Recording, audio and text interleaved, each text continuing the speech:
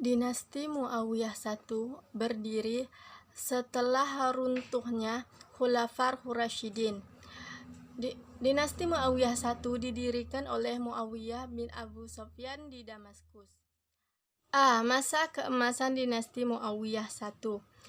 Kejayaan Dinasti Muawiyah I ditandai dengan capaian ekspedisi yang sangat luas. Langkah ini menunjukkan stabilitas politik Bani Umayyah I cukup mapan. Menurut As-Salabi 1995, perluasan wilayah yang dilakukan pada masa Muawiyah I meliputi 3 front penting, yaitu pertama, front pertempuran melawan bangsa Romawi di Asia Kecil. Kedua, front Afrika Utara meluas sampai Pulau Atlantik. Ketiga, front Timur. Front ini meluas dan terbagi menjadi 2 cabang, satu cabang menuju ke utara dan satu cabang lagi menuju ke selatan. Hanya dalam jangka waktu 90 tahun, banyak bangsa di 4 juru mata angin beramai-ramai masuk ke dalam kawasan Islam, meliputi Spanyol, seluruh wilayah Afrika Utara, Jazirah Arab, Syria, Palestina, Anatolia, Irak, Persia, Afghanistan, India, Turkmenistan, Uzbekistan, dan Kyrgyzstan yang termasuk daerah Uni Soviet Eropa.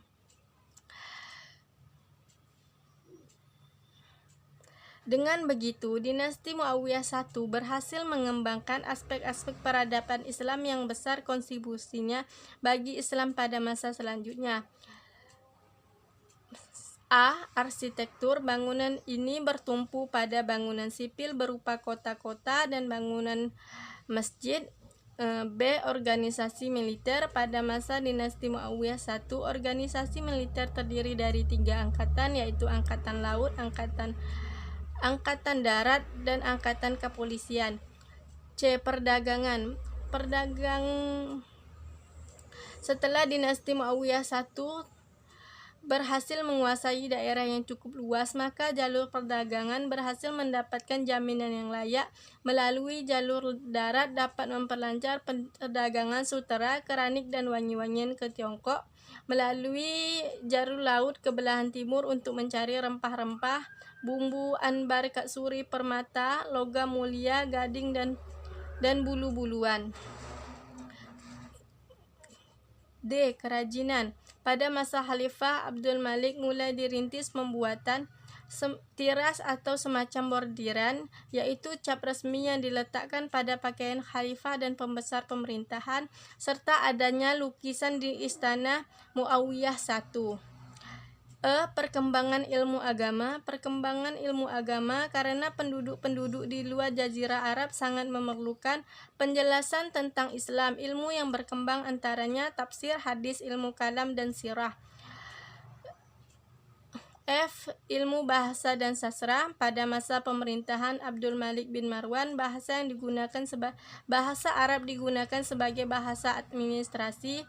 Dalam bidang kesastraan juga mengalami kemajuan, yaitu ditandai dengan munculnya sastrawan-sastrawan sebagai berikut: Mun'am bin Bashir, Qais bin Muawiyah, Aqtal, Abdul Aswad bin Dawali, Al-Farazdak, dan Jarir.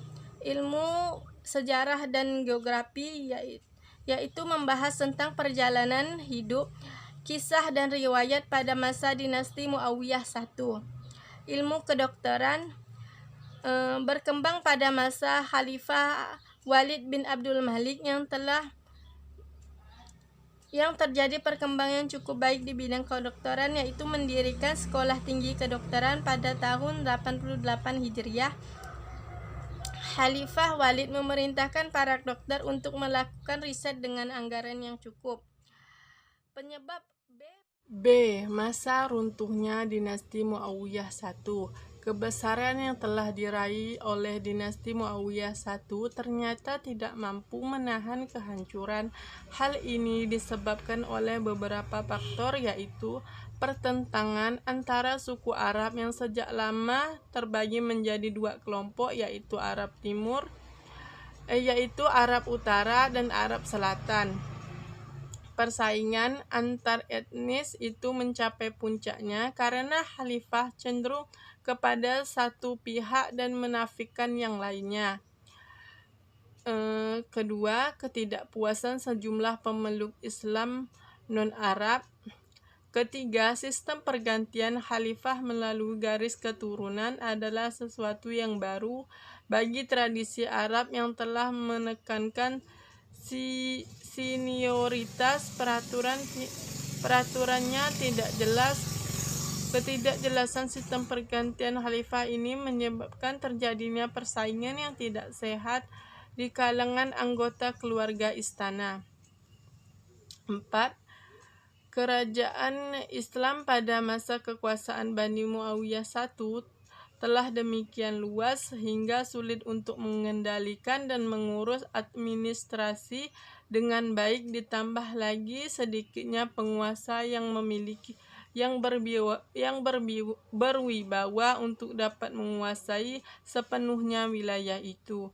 Kelima, latar belakang terbentuknya kedaulatan Bani Umayyah. Bismillahirrahmanirrahim. Assalamualaikum warahmatullahi wabarakatuh. Perkenalkan, nama saya Erhanil Khalifah, NIM 11901022. Saya akan menjelaskan tentang kemunduran dan keruntuhan Daulah Bani Umayyah Barat di Spanyol. Ihwal pemerintahan. Malapetaka kehancuran mulai melanda istana ketika pemuka-pemuka Bani Umayyah memecat Al-Muayyad dari jabatan khalifah karena ia bersedia memberikan jabatan tertinggi tersebut kepada Al-Nahir II, dinilai sepeninggalannya kelak. Mulai saat itu, perebutan kursi khalifah sudah tidak bisa dihindari. Para pemuka penduduk Cordoba segera meminta Umayyah ibnu Abdul Ar-Rahman agar bersedia menduduki jabatan khalifah. Akan tetapi, ia tidak sempat menikmati jabatan tersebut dikarenakan untuk harus bersembunyi untuk menyelamatkan dirinya dari bahaya yang mengancam. Yang kedua yaitu Kerajaan Granada. Kerajaan Granada merupakan pertahanan terakhir Muslim di Spanyol. Setelah terjadinya penaklukan kota Valencia, Cordoba, Seville, dan Murcia oleh penguasa Aragon yang bernama Jaime, pemerintahan Muslim di Spanyol tinggal bertahan di provinsi Granada. Bahkan penguasa Granada juga dipaksa membayar sejumlah upeti kepada pemerintahan Castile. Kerajaan Granada ini didirikan oleh Ibnu Al-Ahmar. Adapun faktor kemunduran hingga menyebabkan keruntuhan Daulah Bani Umayyah Barat Andalusia adalah: yang pertama, tidak jelasnya sistem peralihan kekuasaan. Yang kedua, para penguasa lebih mengutamakan membangun kota dan mengembangkan ilmu pengetahuan. Akibatnya, timbul kesulitan ekonomi. Yang ketiga, tidak adanya ideologi pemersatu. Yang keempat, terjadinya konflik Islam dengan Kristen, disebabkan penaklukan Daulah Umayyah di Andalusia. Bismillahirrahmanirrahim. Assalamualaikum warahmatullahi wabarakatuh. Nama saya Cahyar Saputra, NIM 11901156, dari kelompok 8 Sejarah Peradaban Islam. Sini saya akan membahas berdirinya Daulah Umayyah II. Andalusia yang semula bernama Vandal pada abad ke-2 sampai ke-5 Masehi yang dikuasai oleh bangsa Romawi berhasil ditaklukkan oleh bangsa Vandal pada awal abad ke-5 Masehi. Setelah itu datanglah bangsa Gothia ke Andalusia, memerangi bangsa Vandal dan menguasai Andalusia. Pada awalnya bangsa Gothia diakui sangat kuat, namun terjadi perpecahan yang mengakibatkan kemunduran kerajaan itu. Kemudian setelah Witiza, Raja Gothia meninggal, digantikan oleh Roderick. Kenaikan Roderick ini tidak disukai oleh putra Witiza. Dan untuk merebut kekuasaan, mereka bekerja sama dengan Graf Julian yang meminta bantuan pada Musa bin Nusair, gubernur Muawiyah di Afrika. Musa kemudian minta izin pada Khalifah Walid bin Abdul Malik yang berkedudukan di Damaskus. dan segera dikirimlah pasukan sebanyak 500 orang di bawah pimpinan Tarif bin Malik untuk menyerbu Spanyol. Setelah kemenangan pasukan ini, Musa mengirimkan pasukan gerak cepat di bawah komando Tariq bin Ziyad yang kemudian terkenal dengan Selat Gibraltar atau Jabal Tariq. Mendengar kemenangan Tariq, Musa akhirnya tertarik untuk melakukan penyerangan terhadap Spanyol. Jika Tariq menaklukkan kota bagian barat, maka Musa menaklukkan bagian timur seperti Sevilla, Merida, dan Toledo. Dan setelah keduanya bergabung, mereka menaklukkan Aragon, Castilla, Catalona, Saragossa, dan Barcelona hingga ke pegunungan Pyrenea. Hingga akhirnya Musa wafat di penjara akibat korban sepucuk surat. Setelah jatuhnya wilayah Andalusia ke tangan pemerintahan Daulah Umayyah, diperkirakan terdapat 6 orang gubernur yang bertugas mewakili pemerintahan Umayyah di Damaskus. Mereka adalah Abdul Aziz bin Musa bin Nushair yang berkuasa selama 2 tahun 715 sampai 717 Masehi. Pada masa ini dapat dikuasai beberapa wilayah seperti Evora, Santarem, Sainbra, Malaga, dan El Lira. Kemudian Ayub bin Habib, pada masa pemerintahannya Cordova dijadikan sebagai pusat pemerintahan. Kemudian Al-Harun bin Abdurrahman Al-Safiki 716 sampai 719 Masehi. Kemudian Saman bin Malik Al-Khawlani 719 sampai 721 Masehi. Kemudian Anbasah 723 sampai 726 Masehi. Pada masa pemerintahannya ia berhasil menguasai wilayah Galia, Septimia, dan terus ke lembah Sungai Rhone. Kemudian ada Abdurrahman Al-Ghafiqi 730 Masehi. Pada masa ini ia dapat menguasai Hertongdom dan Aquitania yang termasuk wilayah kekuasaan Prancis. Pendiri Daulah Umayyah II.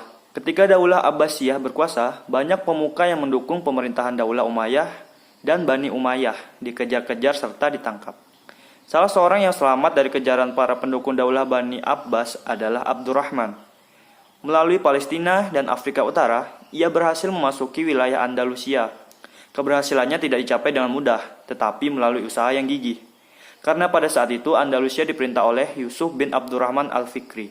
Pada masanya banyak terjadi pertentangan antara sesama kafilah Arab serta bangsa barbar. Pertentangan ini membuka peluang bagi Abdurrahman untuk ikut serta dalam percaturan politik saat itu, dan ia berhasil memperoleh pengikut yang banyak. Masuknya Abdurrahman ke wilayah Andalusia membuat Yusuf marah. Ia berusaha mengusir Abdurrahman dari wilayah kekuasaannya itu. Akibat dari tindakan Yusuf itu, Abdurrahman melakukan perlawanan, sehingga terjadi pertempuran antara keduanya di dekat Cordova pada tahun 139 Hijrah atau 758 Masehi. Peperangan ini dimenangkan oleh Abdurrahman Al-Dakhil. Dengan demikian, ia memasuki Cordova dengan membawa kemenangan, dan sejak saat itulah Abdurrahman mendirikan kerajaan Islam di Andalusia. Karena keberhasilannya itulah, ia diberi gelar Al-Dakhil, artinya orang yang berhasil memasuki wilayah Andalusia dan selamat dari kejaran pemerintah Daulah Abbasiyah. Sementara itu, Abu Ja'far Al-Mansur memberinya gelar Sakor Quraisy, artinya Raja Wali Quraisy, yang mampu terbang jauh ke wilayah Eropa di Andalusia. Masa pemerintahan Amir Bani Umayyah. Yang pertama, Abdurrahman Al-Dakhil, 757 sampai 788 Masehi. Setelah mendirikan kerajaan besar di Andalusia, langkah pertama yang dilakukannya adalah memperbaiki keadaan dalam negeri. Hampir seluruh usianya dipergunakan untuk memerangi lawan-lawannya seperti ancaman dari Abu Ja'far Al-Mansur, perlawanan dari Raja Frank, Prancis, dan sebagainya. Selanjutnya, Hisham bin Abdurrahman, 796 sampai 822 Masehi. Ia seorang yang solih dan adil. Dalam bidang pendidikan, ia sangat mengutamakan, sehingga lahirlah jabatan hakim atau qadli. Dan di bidang pembangunan, ia menyelesaikan Masjid Raya Cordova. Hakam 1 bin Hisham, 796 sampai 822 Masehi. Tabiatnya sangat berbeda dengan ayahnya. Ia sangat suka sekali berbuat maksiat terhadap rakyatnya, sehingga banyak terjadi pemberontakan pada saat itu. Selanjutnya, Abdurrahman II atau Al-Awsat, 822 sampai 852 Masehi. Ia dikenal sebagai penguasa yang cinta ilmu. Usaha-usaha yang dilakukannya pun begitu banyak, baik di bidang politik, ekonomi, maupun pembangunan. Selanjutnya, masa pemerintahan Khalifah. Periode ini berlangsung mulai dari pemerintahan Abdurrahman III yang bergelar An-Nasr sampai munculnya raja-raja kelompok yang dikenal dengan sebutan Muluk al-Tawaif. Mungkin itu saja yang bisa saya sampaikan. Jika ada kata-kata yang salah, itu dari saya, dan yang benar dari Allah SWT. Akhir kata, wassalamualaikum warahmatullahi wabarakatuh. Assalamualaikum warahmatullahi wabarakatuh. Perkenalkan, nama saya Hendri. Saya akan menyampaikan hasil diskusi kami. Kejayaan dan keberhasilan Bani Umayyah. Pada masa Bani Umayyah berkuasa, harus diakui banyak sekali keberhasilan yang dicapai. Jika dapat diklasifikasikan, maka yang paling utama yang dapat dilihat dari dua aspek, yaitu wilayah kekuasaan dan perpolitikan, dan perkembangan keilmuan. Berikut diantaranya: 1. Ekspansi secara besar-besaran. Daerah-daerah itu meliputi Spanyol, Afrika Utara, Syria, Palestina, Jazirah Arab, Irak, sebagian Asia Kecil, Persia, Afghanistan, daerah yang sekarang disebut Pakistan, Turkmenia, Uzbek, dan Kirgiz di Asia Tengah. 2. Muawiyah banyak berjasa dalam pembangunan di berbagai bidang. Yang ketiga, mendirikan dinas pos dan tempat-tempat tertentu dengan menyediakan kuda yang lengkap dengan peralatannya di sepanjang jalan. Dia juga berusaha menerbitkan angkatan bersenjata dan mencetak mata uang. Pada masanya, jabatan khusus seorang hakim mulai berkembang menjadi profesi tersendiri. Qadi adalah seorang spesialis di bidangnya.